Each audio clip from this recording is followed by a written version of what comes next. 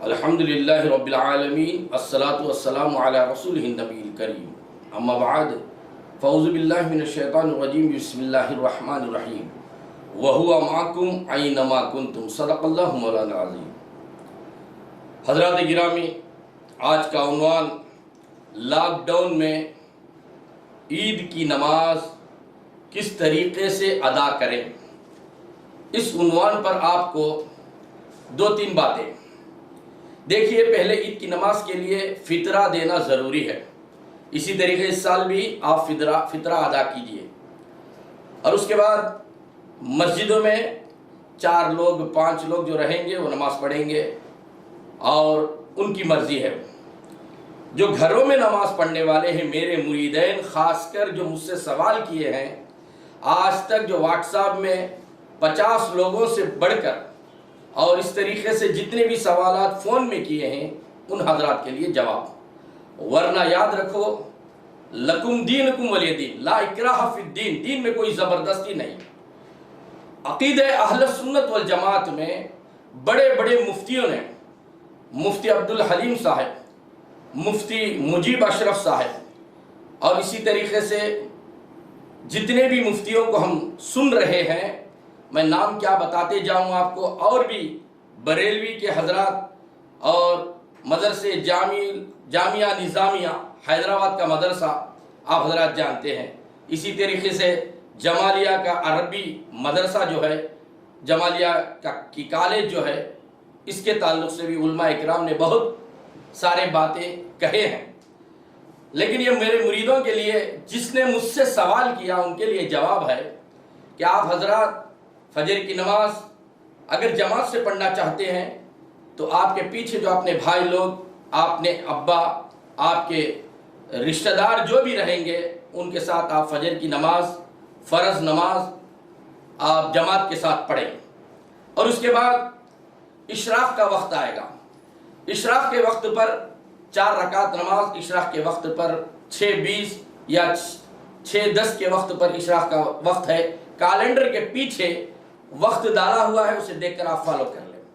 اور اشراق کی نماز کے بعد آپ کو چاشت کی نماز آئے گی، یہ بھی نفل نماز ہے، اس میں بھی جماعت نہیں۔ اور یہ اشراق کی نماز سے لے کر چاشت تک کا جو وقت ہوگا، اس میں آپ زیادہ سے زیادہ اللہ اکبر، اللہ اکبر، اللہ اکبر، لا الہ الا اللہ، اللہ اکبر، اللہ اکبر وللہ الحمد، یہ تکبیریں زیادہ سے زیادہ کہو، اور اس کے بعد چاشت کی نماز آپ الگ الگ تنہا پڑھ لیں۔ اور اس کے بعد حضرت علی کرم اللہ وجہ، حضرت نظام الدین، حضرت زین العابدین، صحابہ، تابعین، تبع تابعین کی بات اور ولی کی بات بھی میں نے سنا دیا آپ کو، کہ 2 رکعت شکریہ نماز، اللہ کی بارگاہ میں شکرن نماز یہ پڑھے کہ پروردگار ہمیں رمضان کے پورے مہینے کے روزے عطا کیا، فضل کیا، کرم کیا، ایسے لاک ڈاؤن میں بھی پروردگارہ اچھے سے اچھا کھلایا، اچھے سے اچھا پنایا، ہمیں ایمان کی حالت میں رکھا ہے۔ اس کا شکریہ ادا کرتے ہوئے 2 رکعت نماز، شکریہ نماز، نفل نماز آپ پڑھیں۔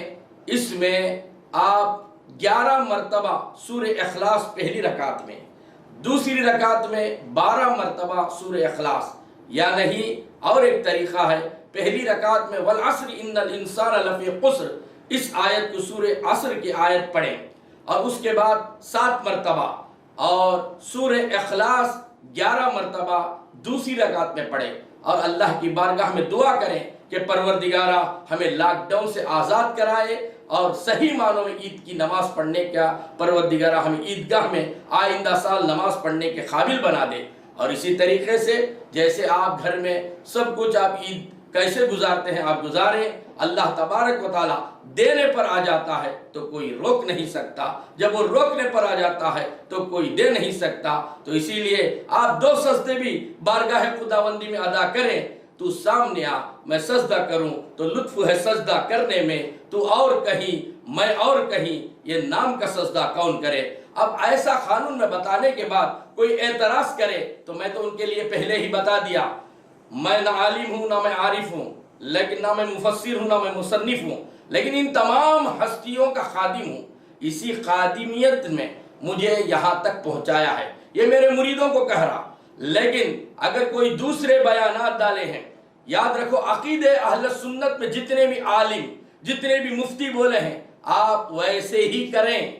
اگر اس سے ہٹ کر کوئی نماز گھر میں پڑھے، یا کوئی کہتا ہے دیکھیے نماز پڑھنے کے لیے آپ باہر کے امام کو بلائیں گے، باہر کا امام اور خطیب آئے گا اور آ کر گھر میں نماز پڑھائے گا، اور نماز پڑھانے کے بعد وہ جو جہاں پہلے وقت پر نماز ادا کیا اسے واجب نماز ہوگی، آپ کے گھر میں آ کر وہ پڑھائے گا تو نفل نماز ہوگی۔ نفل نماز کے پیچھے نفل نماز کی کیسی جماعت ہوگی، کیسی واجب کی نماز ادا ہوگی؟ اس لیے نہیں۔ مسجد میں کیسے؟ مسجد ہی اعلان کا نام ہے، مسجد کے مینارے ہی اعلان ہے، مسجد ہی اعلان کو کہتے ہیں۔ اور اس طریقے سے آپ اس دور میں مسجدوں کو جانا گورنمنٹ نے منع کی ہے، گورنمنٹ کی بات ماننا اسلام ہے۔ اللہ تبارک و تعالی سمجھنے سے بڑھ کر پروردگار عمل کرنے کی توفیق عطا فرمائے۔ لیکن اس میں ایک ضروری نقطہ یہ ہے کہ العلماء ورثۃ الانبیاء، عالم نبیوں کے وارث ہیں۔ اب دیکھو اہل بیت نبیوں کے وارث ہیں، ان کی بات میں نے میرے مریدوں کے لیے رکھ دیا۔ اگر کوئی اعتراض کرتا ہے وہ آئے ہمارے سامنے بیٹھے، ہم ایسے صوفیوں کے سامنے، ایسے اللہ والوں کے سامنے، ایسے مفتیوں کے سامنے ہم نے بیٹھ کر تعلیم حاصل کی ہے۔ اگر ہم کسی کے اوپر سر پہ ہاتھ رکھ دیں وہ مفتی بن جاتا ہے، عالم بن جاتا ہے، تو ایسے ڈاؤٹوں کو، ایسے خیالات، غلط خیالات کو آپ دل سے نکالو، یہ سمجھو کہ حق بولنے پر آ جائے تو حق بول کر رہنا ہے۔ وآخر الدعوانا ان الحمدللہ رب العالمین۔